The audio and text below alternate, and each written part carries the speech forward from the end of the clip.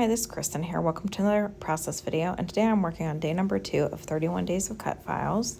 This is hosted by Some Assemblage Required, and I will include the information down below if you would like to play along. I ended up purchasing the cut files from Some Assemblage Required. So the 31 days of cut files are all pieces that came from Janet and MK that they designed themselves. And so this one, I think it was called like distorted pinwheel or something like that. I usually am the type of person that when I do cut files, I usually will back them with pattern paper. But I really wanted to try to challenge myself to use cut files in a little bit different way than I'm used to. And so I decided I'm going to actually use this one as more of like a mixed media. So when I first saw this cut file, I was really intimidated by it. I was like, I do not know what I'm going to do with this. But with the pinwheel, I'm like, well, that would make a perfect 4th of July layout. So I start off with kind of trying to highlight some of like the more obvious pinwheel areas within this cut file with Distress Oxide ink, and that was in Fired Brick. And then I was going to kind of fade it out. So I had taken, it was Campfire Red or something like that, but it ended up being really orange. So I decided to kind of abort that and just use red and blue on this.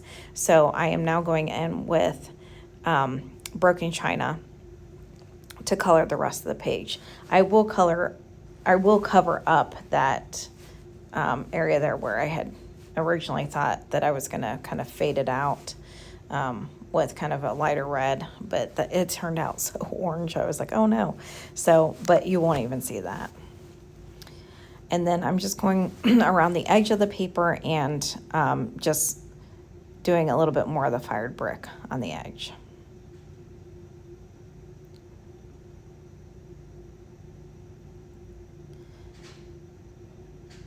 So again, I saw this cut file and I was really intimidated by it. I was like, I don't know what I'm going to even do with that. Because again, I'm usually the type of person that backs a lot of my cut files in pattern paper. So, but I felt like let's try to do some mixed media with some of this. Now I'm sure I probably will still have quite a few layouts that'll have, backed pattern paper. And so I decided to just put this straight onto just white cardstock. So in that way I have the red, white, and blue.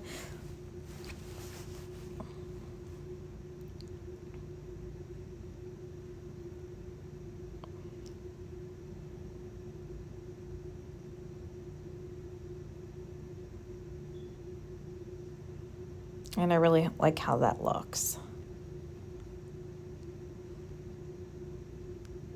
It kind of reminds me of a quilt a little bit, looking at it.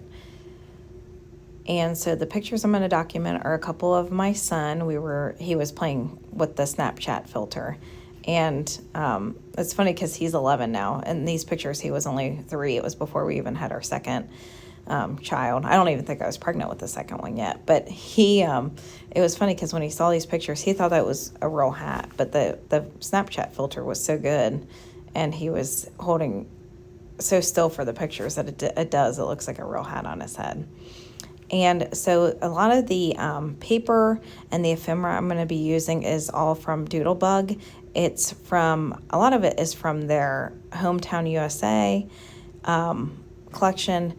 Most of this was kind of a mixed bag of things. So I had gotten this value bundle, the Hometown USA value bundle, off of, it might have either been a cherry on top or from scrapbook.com. And so it came with kind of like a mixed bag of products in it. And the papers I thought would all work really well with it, but kind of the reason why I reached for this collection is because in that value bundle, it came there, they had a bunch of like little pinwheels that you could assemble. So here they are right now in the bottom left corner there. So it came with like a bunch of these little pinwheel pieces that you could assemble. So you essentially fold back every other corner. I felt like I was playing origami, honestly. So you fold those all back, you glue them, and then it came with these like little pieces that you popped out that you could put over the center. So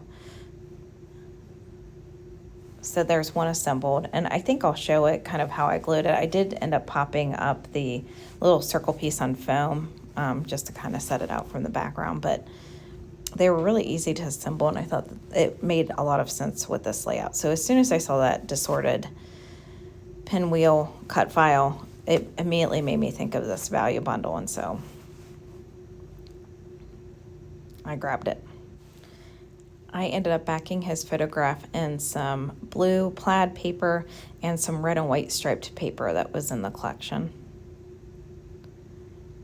And I left this part in with when I was assembling the pinwheel just so you could kind of see it a little bit better, since the other one was kind of a little bit off camera. I did have to sit there and hold pressure to the pinwheel for a little bit just to let the glue dry before I got the foam down and then popped the centerpiece on. So that's why, like, for a minute I thought that the footage was frozen there, but it was just because I was sitting there waiting for the glue to dry so I could finish assembling this.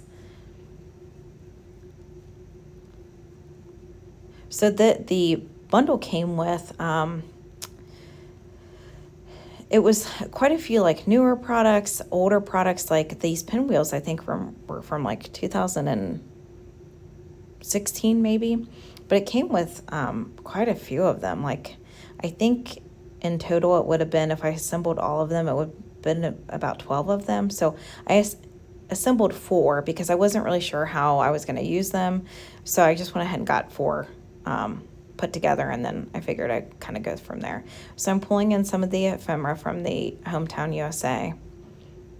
The value bundle ended up coming with quite a few different papers. It came with some ribbons, some buttons, some rub-ons. It came with kind of like a wide variety of things to really tap into and use.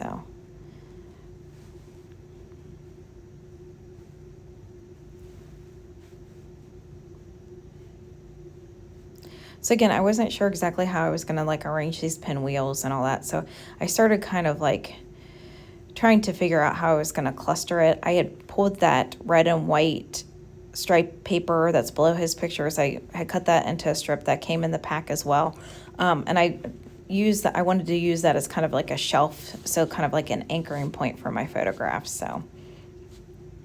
And so naturally now I'm like kind of like, all right, well, really it makes sense to do 3 pinwheels and just kind of build them into the cluster, each cluster. So I end up doing 3 clusters here. So I will remove one of the pinwheels. So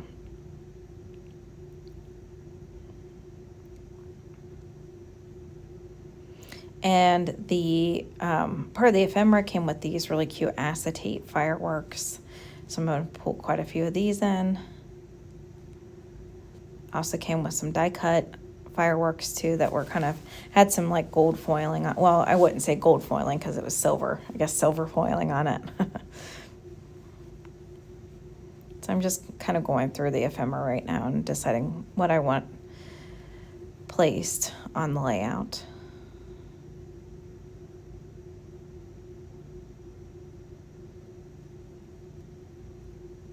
I've got that cute little Statue of Liberty down there on the bottom right. I will switch that out with an Uncle Sam one they had, because I figured him like that would match him perfectly since of his little hat. I'm just going to continue to kind of try to build my clusters. I will throw like more pieces. You'll see I'll throw like a ton of fireworks up on the top right kind of as I'm going through this, because I was like, well, I wasn't going to glue any of this stuff down, so I was kind of pulling extra pieces and leaving those out, so then that way if I wanted to add any more to this layout, I would kind of have them accessible. So at this point nothing's glued down, and now at this point I've went ahead and went off screen and glued everything down to spare you of that painful process. So I was kind of like back and forth on what kind of title to use. So I decided I like this Proud to Be an American.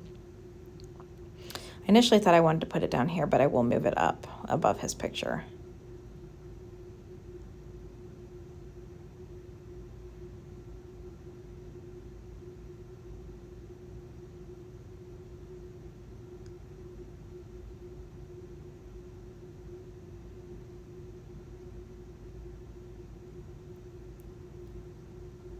And then I also find a sticker. So this is all from the cardstock sticker set. I will find a piece that says land that I love to go down here, just to kind of make it feel more balanced.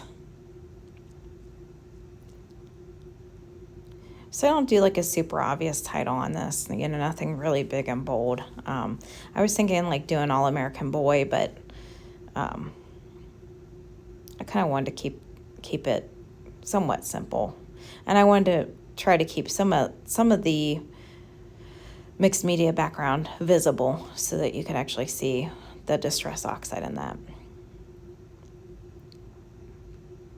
And now I'm just adding in a few little hearts here from the sticker set.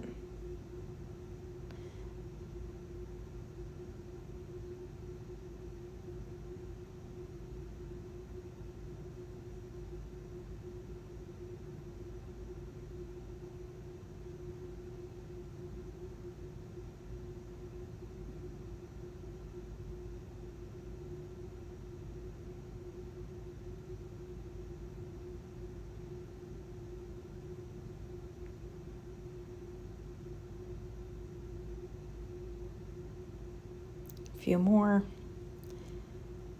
This kind of gets to these like little tiny embellishments. I like focus so much on them. Like looking back at the videos, I'm like, just put it down already. But I don't know. It's like I don't want to put something down and then not like it. So I really kind of can be a little indecisive at times.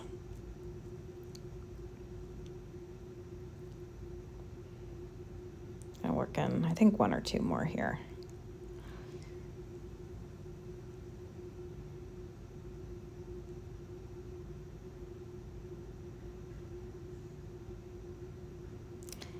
And here is the finished layout. I think this turned out so cute. I'm glad that I had a chance to actually use this cut file and use it in a way that I'm not used to. So thanks to Some Assemblage Required for hosting this challenge, and I will see you again next time.